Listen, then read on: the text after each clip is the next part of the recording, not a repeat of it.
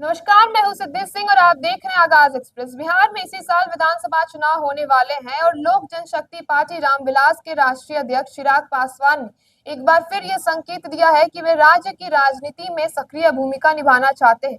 एक धार्मिक स्थल पर दर्शन के दौरान मीडिया से बात करते हुए उन्होंने कहा कि वे केंद्र में ज्यादा समय नहीं बिताना चाहते क्योंकि बिहार उन्हें बुला रहा है।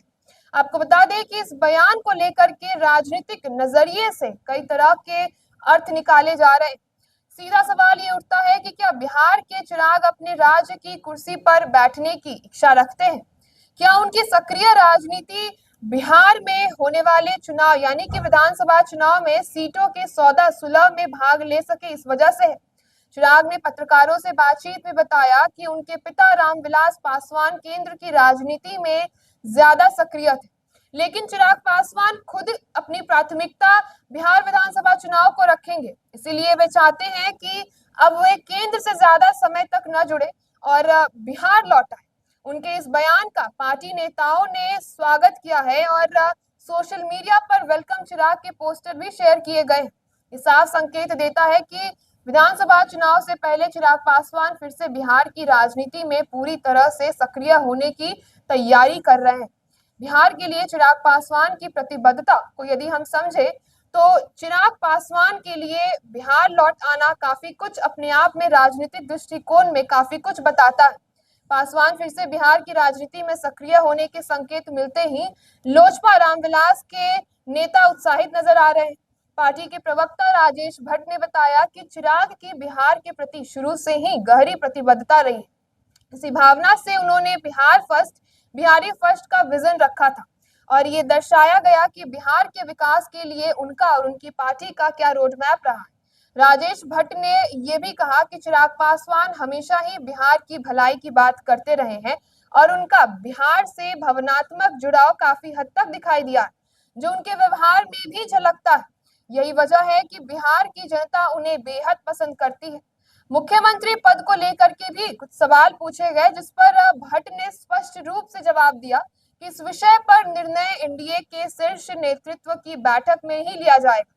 चिराग पासवान ने अभी सिर्फ सक्रिय राजनीति में वापसी की बात कही है और ये भी कहा कि वो बिहार की जनता के बीच रह करके ही राजनीति करेंगे। किस पद पर कौन रहेगा और इसका फैसला गठबंधन के सभी घटक दल मिलकर के ही करेंगे। भविष्य की मजबूती की उम्मीद की यदि अगर हम बात करें तो राजेश भट्ट ने कहा कि अगर गठबंधन के फैसलों से पहले कुछ बोला गया तो ये गठबंधन के धर्म के खिलाफ हो जाता है।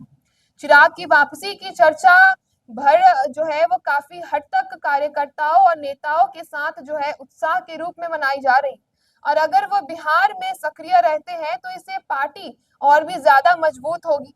चिराग पासवान की बिहार में एंट्री को लेकर के विपक्ष ने भी अपनी प्रतिक्रिया दी। राजद की ओर से इस पर तंज कसे गए और साथ ही कुछ सुझाव भी सामने आए। राजद प्रवक्ता मृत्युंजय तिवारी ने कहा कि अगर किसी को बिहार की राजनीति में दिलचस्पी है तो उसे बिहार जरूर आना चाहिए। उन्होंने आरोप लगाया है कि बिहार में डबल इंजन की सरकार ने राज्य को बर्बाद के कगार पर पहुंचा दिया है। तिवारी ने यह भी कहा कि चिराग पासवान एनडीए में अपने साथ हुए घटनाक्रमों को भूले नहीं और उनके पिता रामविलास पासवान का जो सपना एनडीए में टूटता हुआ नजर आ रहा है। उन्होंने दावा किया कि एनडीए का जहाज बिहार में डूबता हुआ नजर आ रहा है और सहयोगी दलों में असंतोष बढ़ रहा है। चिराग सबको अच्छी तरह जानते हैं और ये समय आने पर ही वो फैसला भी ले लेंगे। काफी हद तक इस सांकेतिक रूप में जो बात कही गई है, इस पे काफी कुछ राजनीतिक दृष्टिकोण से बताया जा रहा है।